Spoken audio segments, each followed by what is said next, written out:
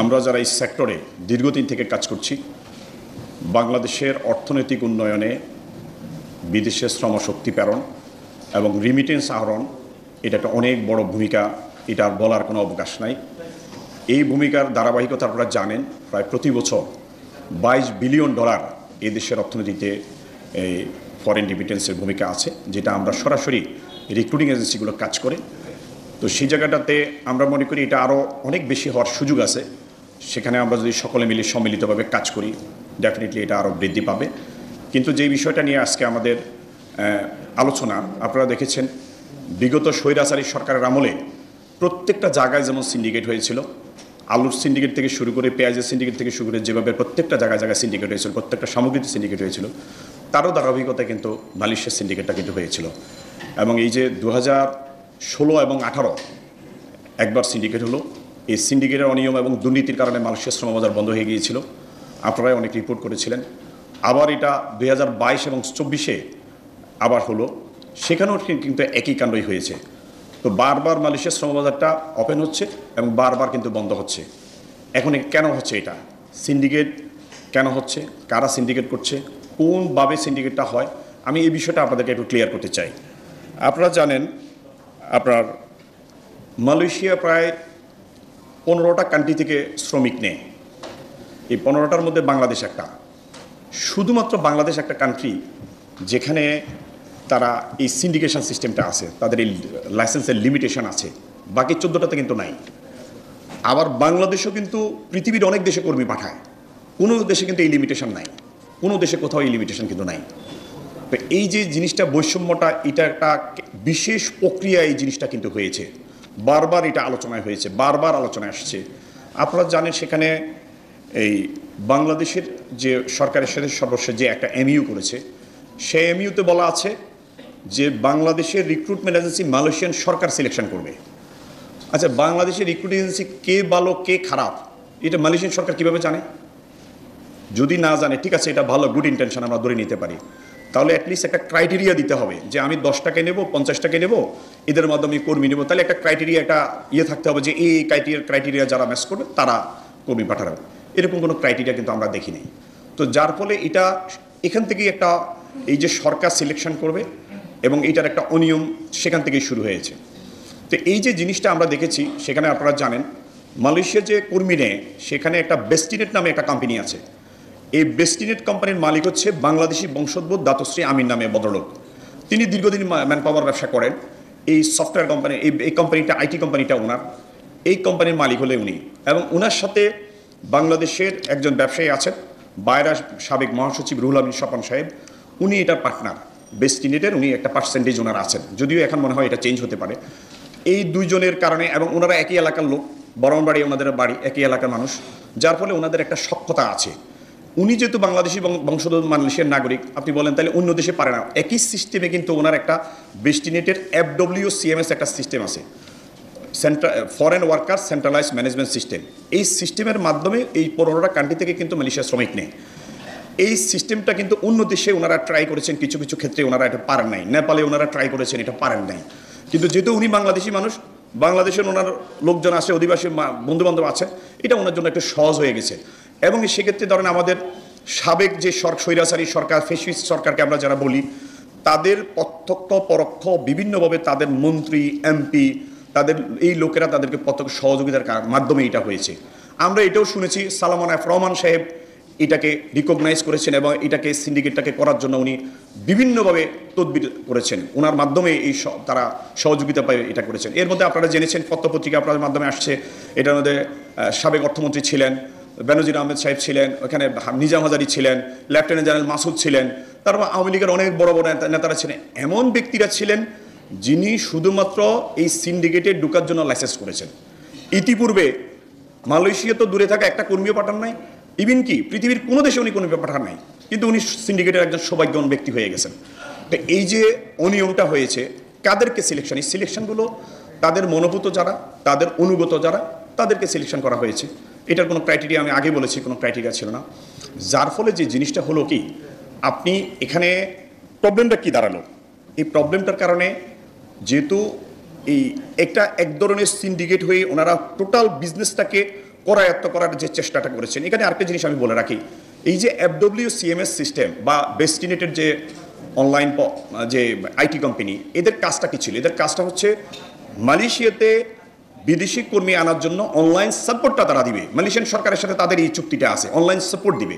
আর ওনারা কি করেছেন, অনলাইন সাপোর্টের পরিবর্তে টোটাল ব্যবসাটা A to Z এটা টোটাল নিয়ন্ত্রণ করা শুরু করেছেন, ব্যবসা করা শুরু করেছেন।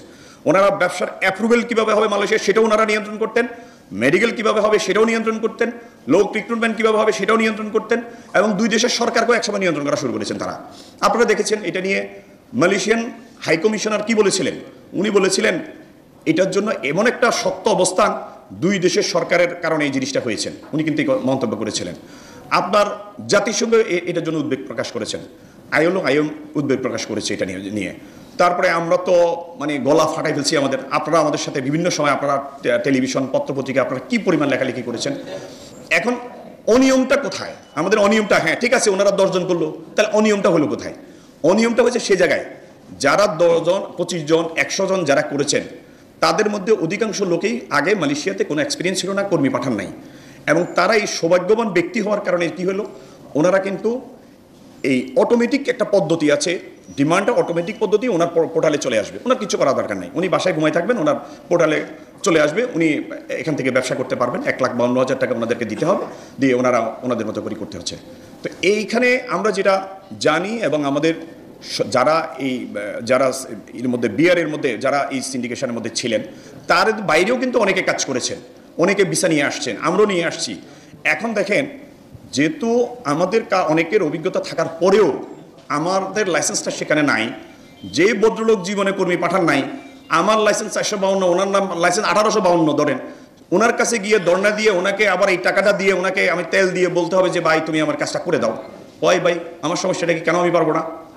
আমি তোমাকে চাঁদাও দিতে হবে, আবার আমাকে বিভিন্নভাবে আমাকে তেল দিতে হবে, দিয়ে তোমার মাধ্যমে কাজটা করতে হবে। এই অনিয়মটা কোন পর্যায়ে চলে গেছে? আর সবচেয়ে বড় যে অনিয়মটা সেটা হলো, আপনি এই যে টাকাটা থেকে শুধুমাত্র সিন্ডিকেটের ফি, যেটা আমরা FWCMS যে অনলাইন পদ্ধতিটা ব্যবহার করা হয়, এই পদ্ধতিটার অপব্যবহার করে সেখানে 1,07,000 টাকা এই পদ্ধতিটার ফি ছিল, যেটাকে আমরা চাঁদা বলি। তাহলে আপনি দেখেন এক সময় প্রায় 2,68,000 লোক গিয়েছিল 16-18-তে, 22-24-এ প্রায় 3,76,000 লোক গেল। তো টোটাল যে লোকগুলো প্রায় 7.5 লক্ষ লোক গেল। প্রত্যেকটা কর্মীকে এক্সট্রা এই টাকাটা দিতে হয়েছে। তো এই কর্মীকে যেমন দিতে হয়েছে, রিক্রুটিং এজেন্সিও সেখানে অবহেলিত হয়েছে। অনিয়মটা এই জায়গায়। এখানে যদি হতো, আমাদের যেমন সৌদি এম্বাসিতে আছে যে অনেক প্রায় 1,000-1,200 agency Saudi embassy enlistment, Saudi আরবের লোক পাঠাইতে হলে সৌদি এম্বাসি, এবং আমাদের এই যারা এই সেক্টরে কাজ করে নিজেদের মধ্যে একটা বিভেদ তৈরি হয়েছে, নিজেদের মধ্যে চরম রকমের একটা মানে অন্যরকম অসহিষ্ণু অবস্থা কিন্তু তৈরি হয়েছে। পুরো সেক্টরে এটা কিন্তু একটা প্রভাব পড়ছে। তা আমি মনে করি এখানে আমাদের এখন কি করণীয়? আমাদের যে করণীয়টা হচ্ছে, প্রথম কথা হচ্ছে এটাকে সরকারিভাবে যেহেতু একটা এমইউ হয়েছে, সেই এমইউটা অত্যন্ত সুপরিকল্পিতভাবে কিন্তু করা হয়েছিল, বায়াস করে করা হয়েছিল। সাবেক মন্ত্রী এমপিরা এটার সাথে জড়িত, তারা এই দায়িত্বটা তাদের নেওয়া উচিত ছিল যে যারা বৈধ সকল রিক্রুটিং এজেন্সির অভিভাবক কিন্তু এই মন্ত্রী এমপি ছিল, কিন্তু তাদেরকে বঞ্চিত করা হয়েছে, তাদের অধিকার থেকে তাদেরকে অধিকার ক্ষুণ্ণ করা হয়েছিল।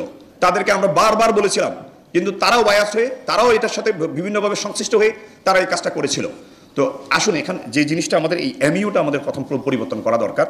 দ্বিতীয়টা, আমাদের এই কর্মী সিন্ডিকেট বাদ দিলেও সবাই করবে, খরচটা কমানোর জন্য এখানে একটা মেকানিজম কিন্তু আমাদের তৈরি করা দরকার। মালয়েশিয়ান আপনারা যারা কভার করেছে তাদের মনে আছে, মালয়েশিয়ান HR মিনিস্টার এসে বাংলাদেশে খুব বড় গলার দাম্ভিকতার সাথে বলেছিল একদম জিরো কষ্টে কর্মী যাবে। তারপরে আমাদের গভর্নমেন্ট কী করলো, না এটা 79,000 টাকা আমরা একটু বাড়াই টাড়াই ধরি, আমাদের লোকেরা কিছু টাকা নিবে। কিন্তু জিরো কস্ট কোথায়? ওনার দেশেই তো কর্মীদের জন্য টাকা নেয়, উনি নিজেই তো টাকা নিয়েছেন। তো সেই জায়গাগুলোতে এগুলো তো আনসিন, আমাদের কোনো প্রমাণ নাই, বলতে পারবো না, কিন্তু সবাই মুখে মুখে সবাই জানে বিষয়টা, নাহলে এটা কেন বিশেষ পন্থায় হবে? তো এই জায়গাগুলোতে আমাদের একটা বিশেষ একটা সিস্টেম আমাদের করা দরকার, যাতে একটা সেন্ট্রালাইজ একটা ম্যানেজমেন্ট এটা থাকবে, যেটাকে আমরা করতে পারি, একটা সফটওয়্যার আমাদের থাকতে পারে, যেখানে আমরা কর্মীদেরকে রেজিস্ট্রেশন করতে পারি, করে এটা গভর্নমেন্ট কর্মীদেরকে আমাদেরকে সাপ্লাই দিবে, গভর্নমেন্ট রেজিস্ট্রেশন করে কারা যেতে চায় তাদেরকে একটা সেন্ট্রালাইজ ডাটাবেস বেস করবে। এই ডাটাবেসের মাধ্যমে যদি একদম ট্রান্সপারেন্ট ওয়েতে তারা যদি সেখানে ইন করে এবং প্রয়োজনে ব্যাংকের মাধ্যমে টাকা পেমেন্ট করবে, তাহলে একেবারে আমি মনে করি মালয়েশিয়াতে যেখানে আপনারা বলছেন 5 থেকে 6 লাখ টাকা না, মাত্র 1.5 লাখ টাকার মধ্যে কর্মী পাঠানো সম্ভব যদি ওই সিস্টেমটা করা হয়। ব্যক্তিগতভাবে আমরা আমাদের মাননীয় উপদেষ্টাকে আমরা বলেছিলাম যে এই কাজটা করা দরকার, আমি নিজেও ওই প্রপোজালটা দিয়েছি। তো এইভাবে যদি করতে পারে আমাদের কিন্তু আশা করি কর্মীরা কম খরচে যাবে। মালয়েশিয়া নিয়ে যে বিতর্ক বারবার হচ্ছে, বারবার এখানে এটা নিয়ে বড় রকমের বিতর্ক হচ্ছে, এটা আমাদের বন্ধ হওয়া দরকার। এবং আমি মনে করি এখানে যারা মূল যে সিন্ডিকেটের যে মালিক বলি আমি, যিনি FWCMS এর মালিক, বেস্টিনেটের মালিক, FWCMS এর যারা মালিক, তারাই এই কাজটা করেছে। তাদের জন্য আমাদের এই 25 বলেন 100 বলেন অনেক রিক্রুটিং এজেন্সি তারা ব্যবসা করার প্রয়োজনে ব্যবসা করেছে। তাদের হয়তো নীতি নৈতিকতা তারা চিন্তা করে নাই, ঠিক আছে, কিন্তু ব্যবসা তো সবাই করবে, সুযোগ সবাই চায়। কিন্তু কোথা থেকে সিস্টেমটা উদ্ভব হলো, কোন জায়গা থেকে FWCMS কারা মালিক, তাদের এই বিষয়টা একদম খতিয়ে দেখে তাদেরকে আইনের আওতা আনতে হবে এবং তাদেরকে ভবিষ্যতে কোনোভাবেই এই সুযোগ দিতে হবে না। এবং মালয়েশিয়ান সরকারকে বলতে হবে তোমার FWCMS পদ্ধতি আমাদের এটা আপত্তি নাই, 14টা দেশে চলতেছে চলবে, কিন্তু বাংলাদেশের 14টা দেশের মতোই চলতে হবে। বাংলাদেশে যদি ডিফারেন্ট কিছু করার কারণে অনিয়ম তো হয়েছে, দুর্নীতিও হয়েছে। যেখানে জাতিসংঘের কথা বলেছে, ILO কথা বলেছে, সবাই কথা বলেছে, সেখানে এখানে আর প্রমাণের দরকার নেই। যাই হোক, আমি মনে করি আমরা এই সেক্টরে সুশৃঙ্খল একটা সিচুয়েশন তৈরি করতে চাই এবং আমাদের এই জনশক্তি রপ্তানির এই সেক্টরটাকে আমরা আরো সুন্দর সুচারুভাবে কম পয়সায় সকলের অধিকার, সকলের সমযোগ্যতার ভিত্তিতে যার যার যতটুকু যোগ্যতা অভিজ্ঞতা আছে, ক্যাপাসিটি আছে, সেই যতটুকু পারে ততটুকু কাজ করবে, কিন্তু সুযোগটা সকলের জন্য অবারিত থাকতে হবে। সকলের জন্য এই সুযোগ থাকলে আমরা সুন্দরভাবে কাজ করতে পারবো। আপনাকে সকলকে আমি ধন্যবাদ এবং কৃতজ্ঞতা জানাচ্ছি।